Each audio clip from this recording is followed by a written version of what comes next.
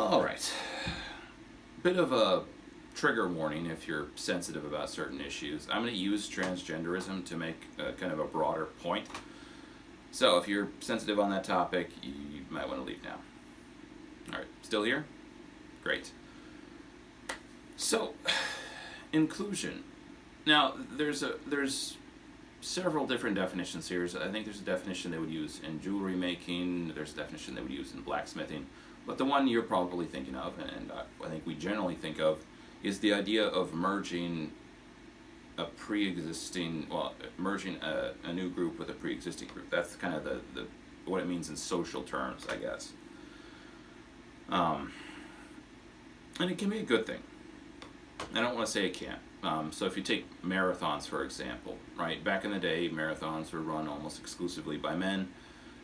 I think pretty much exclusively by men. And there was no really good reason for this. The idea of gender is not tied up in the idea of running a marathon. Therefore, you could theoretically include women without fundamentally altering this initial category, right? Because they were excluded for an arbitrary reason. This isn't always the case, though. You take a category like women, right? For pretty much all of history, when a person said woman, I think everyone knew what they meant. They meant biological women. When people said womanly, they meant like a biological woman.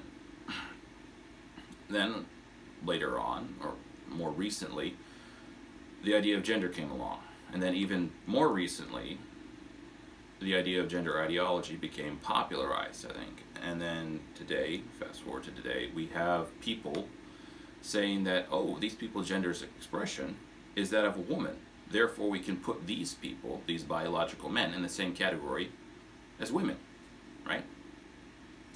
The thing is, unless you're out and out saying that being a biological woman is just some arbitrary facet of being an actual woman, which I hope you're not saying, but I guess I wouldn't bet the farm on that per se.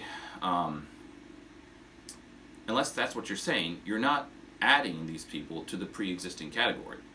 You're fundamentally altering that category, creating a new category, and then including these people in that category.